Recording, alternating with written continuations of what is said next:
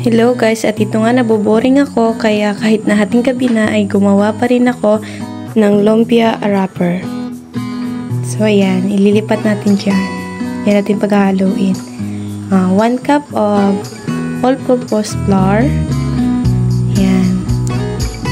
Tapos ay lagyan natin ng 1 cup din ng tubig. Yan, okay. Then lagyan natin ng asin. Yan. Tapos, 1/2 teaspoon ng mantika. Yan, done na. Ngayon, haluin lang natin. At sa matunaw yung mga buo-buo niya, haluin lang. At sa magpino siya. Yan, gagamitin nga pala natin to sa lulutuin nating cheese roll bukas. So, ayan. Halo ko lang dyan.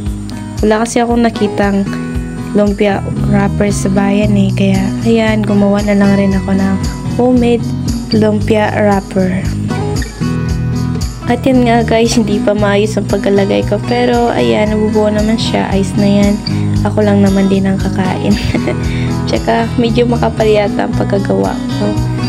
At mas maganda sana kung mas ninipis pa siya dyan. So, wala kasi ako magandang brush para maganda ang pagkagawa. Pero yan, tinuloy-tuloy ko lang. Basta may magamit lang ako bukas. Wala rin naman akong ginagawa at mag-isa ko lang dito sa boarding. Kaya yan, luto-luto na lang. At ito na guys, tapos na. Ayan. Medyo makapal lang nga, pero ayos na to. Masarap na yan bukas pag may halo na cheese. So hanggang dito na lang guys. Thank you for watching. Babush!